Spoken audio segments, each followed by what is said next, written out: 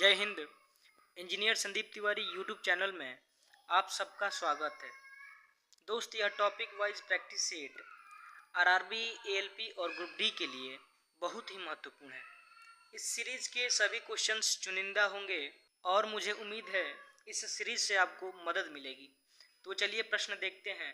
इससे पहले आप चैनल पर नए हैं, चैनल को सब्सक्राइब कर लीजिए और बेल आइकन हिट कर लीजिए ताकि समय समय पर आपको जानकारियाँ, आपको वीडियोस मिलती रहें। तो चलिए, पहला प्रश्न, स्क्रीन पर प्राप्त होने वाली इमेज कहलाती है। पहला ऑप्शन है आभासी, दूसरा ऑप्शन है वास्तविक, तीसरा ऑप्शन है दोनों प्रकार की, चौथा ऑप्शन है कोई नहीं। तो स्क्रीन पर प्राप्त होने वाली इमेज वास्तविक कहलाती है। ऑप्शन बी सही है। सी प्रतीक किस भौतिक स्थिरांक को दर्शाता है? पहला ऑप्शन है दर्पण की क्षमता, दूसरा ऑप्शन है प्रकाश की क्षमता, तीसरा ऑप्शन है प्रकाश की चाल, चौथा ऑप्शन है कोई नहीं। तो सी प्रतीक प्रकाश की चाल को दर्शाता है। ऑप्शन सी करेक्ट है।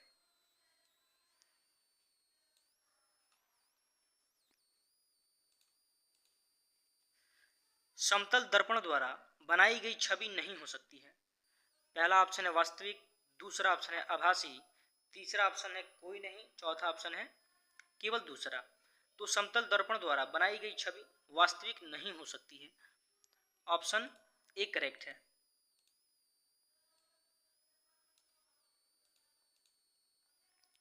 प्रकाश में ऊर्जा किस रूप में चलती है? पहला ऑप्शन है तरंग में, दूसरा ऑप्शन है कण में, तीसरा ऑप्शन है दोनों में, चौथा ऑप्शन है कोई नहीं। तो प्रकाश में ऊर्जा तरंग और कण दोनों में चलती हैं। ऑप्शन ए और बी दोनों करेक्ट है।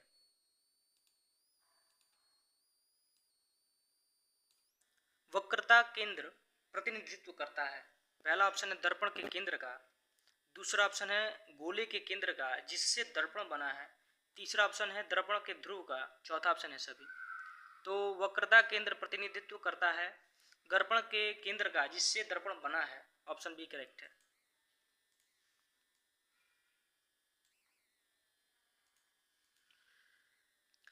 उत्तल दर्पण का फोकस होता है। पहला ऑप्शन दर्पण के आगे, दूसरा ऑप्शन है दर्पण के पीछे, तीसरा ऑप्शन है दर्पण के मध्य, चौथा ऑप्शन है कोई नहीं। तो इस प्रश्न का बिल्कुल सही जवाब ऑप्शन बी है, दर्पण के पीछे।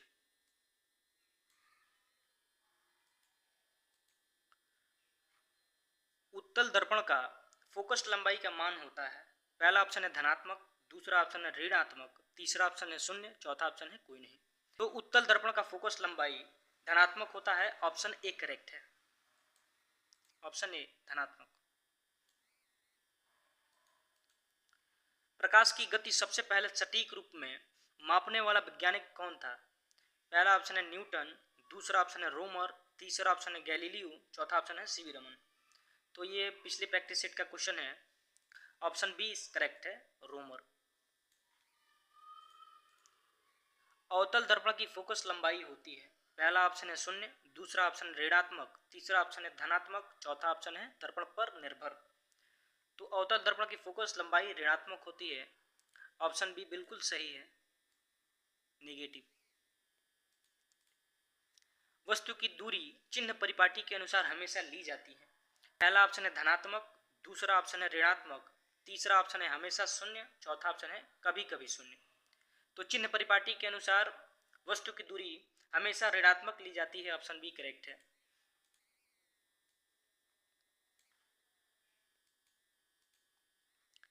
यदि किसी दर्पण के लिए फोकस दूरी 20 सेंटीमीटर है तो वह किस प्रकार का दर्पण है? पहला ऑप्शन है अवतल, दूसरा ऑप्शन है उत्तल, तीसरा ऑप्शन है गोलीय, चौथा ऑप्शन है समतल। तो यदि किसी दर्पण के लिए फोकस दूरी 20 सेंटीमीटर है तो वह किस प्रकार का दर्पण है? ऑप्शन बी करेक्ट है, उत्तल दर्पण, क्योंकि अवतल दर्पण में फोकस दूरी माइनस होती है।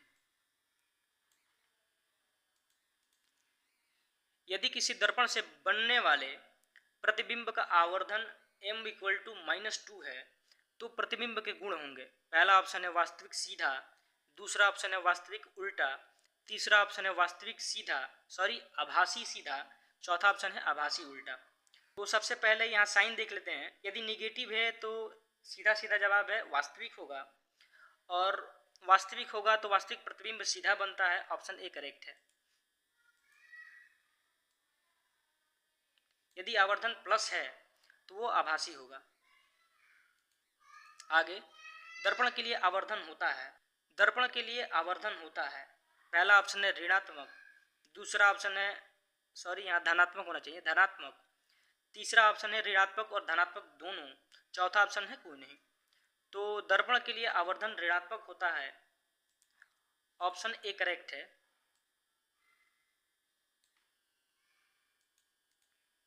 यदि आवर्धन प्लस 0.25 है तो प्रतिबिंब की प्रकृति होगी। पहला ऑप्शन है वास्तविक आकार का 1/4, दूसरा ऑप्शन है आभासी आकार का 1/4, तीसरा ऑप्शन है आभासी आकार का 4 गुना, चौथा ऑप्शन है कोई नहीं। तो यदि आवर्धन प्लस में है तो यह आभासी होगा और 0.25 यानी 1/4 आकार का 1/4। तो इस प्रश्न का बिल्कुल सही जवाब ऑप्शन बी है, आभासी आकार का 1/4। समतल दर्पण में किसी वस्तु का प्रतिबिंब देखने के लिए दर्पण की ऊंचाई होनी चाहिए। पहला ऑप्शन है वस्तु से छोटा, दूसरा ऑप्शन है वस्तु से थोड़ा बड़ा, तीसरा ऑप्शन है वस्तु की ऊंचाई से आधी, चौथा ऑप्शन है वस्तु की ऊंचाई का 1/3। तो इस प्रश्न का बिल्कुल सही जवाब ऑप्शन सी है, वस्तु की ऊंचाई से आधी। दर्पण के लिए आवर्धन का मात्रक है। पहला ऑप्शन है मीटर, दूसरा ऑप्शन है सेमी यानी सेंटीमीटर, तीसरा ऑप्शन है वर्ग मीटर, चौथा ऑप्शन है कोई नहीं। तो दर्पण के लिए आवर्धन का मात्रक यूनिट लेस है, ऑप्शन डी करेक्ट है। दोस्त, क्वेश्चंस खत्म हुए और मैं उम्मीद कर रहा हूँ आपको अच्छा लगा होगा।